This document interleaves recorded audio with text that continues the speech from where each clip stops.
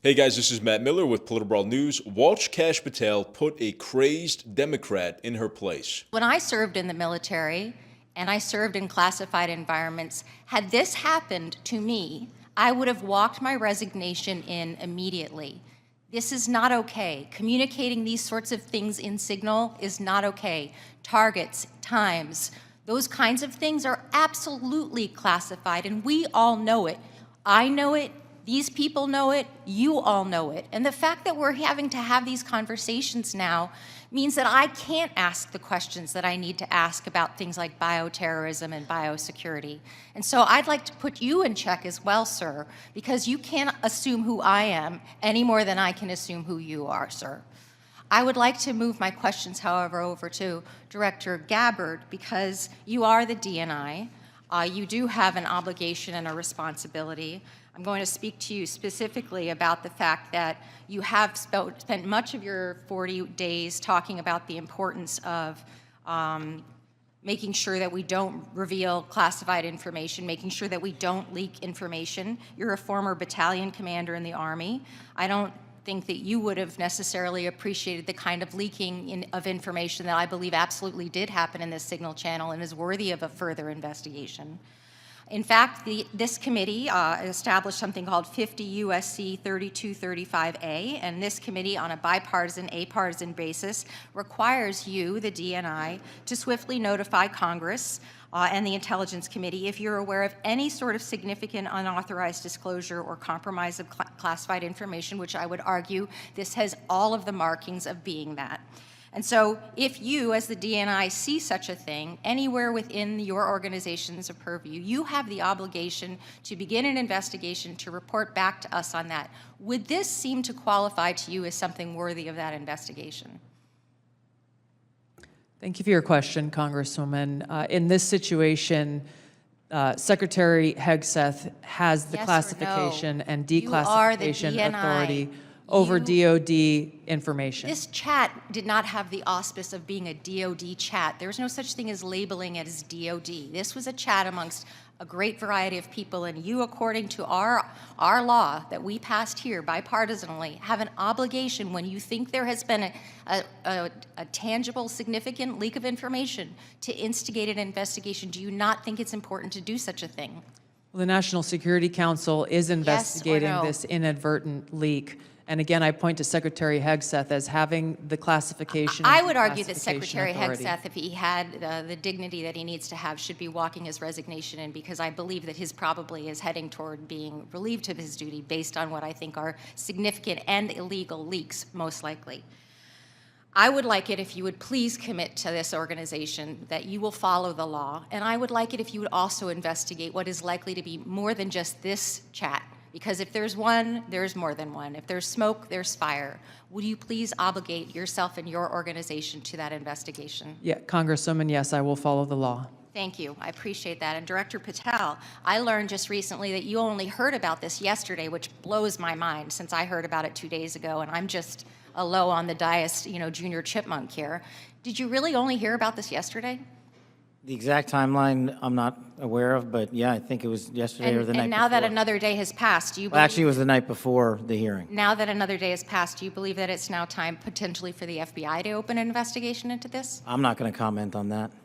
Because you're the director of the FBI, you don't believe it's appropriate to comment on that? Because there's a process in place, there's an ongoing litigation, and the National Security Council is reviewing this matter. And I'm not going to discuss any open or closed That investigations. ongoing investigation, literally, the lawsuit happened today or yesterday afternoon, and the idea that you don't have an opinion on this at this point is frustrating to me. No, it's not. My I'm not final going to question, prejudge any reclaiming my matters, time, my and the men final and women of the question, reclaiming my FBI will time, reclaiming call my the time, balls and strikes. Reclaiming my time, not sir. you. Sir, Mr. Chairman, I'd like to have... Gentlewoman's recognized. You have Thank 4 you. seconds remaining. No, I have more than You have that 2 because seconds Mr. remaining. Patel would not acknowledge Gentlewoman's me. time has expired. Mr. Stubbe. So of course Kash Patel is correct that there's an ongoing protocol right now, and it's not for him to say that the FBI is going to jam themselves in there and disrupt the investigation that's already going on. If that is warranted later on, then I'm sure he'll do it. These Democrats are trying to make the biggest thing. They're trying to make a mountain out of a molehill, and that's the perfect way to describe this, because they want to condemn people like Pete Hegseth and other Trump officials who were in this group chat. Here's the reality of the situation is that nobody was hurt by this. This was a consequenceless slip up. It was a mistake, but there were no negative results here. There was a successful missile strike against the enemies of America and America's allies, the Houthis, that have been raiding and antagonizing European trade routes. This was in our interest. I mean, we can debate whether should we be bombing Yemen in the first place, but that's, I think, beside the point, especially when the Democrats, they're trying to use this to weaponize it against the Trump administration. And as far as that argument is concerned, if there was a negative result here, if somebody had gotten hurt or killed or somebody had gotten exposed that was supposed to be undercover or whatever it was, then there would be measurable negative consequences that you could point to and say, this happened because of this mistake. But this was a journalist who was accidentally put into a group chat with military discussions going on with high-level officials. This journalist decided not to leave the group chat and say, oh, shoot, I shouldn't be here. They decided to publish the contents of the discussion, which, you know, I can't blame the journalist. Obviously, if that happened to me as a journalist, I don't think I would publish classified information like they did, but I would definitely draw attention to it. I would let people know.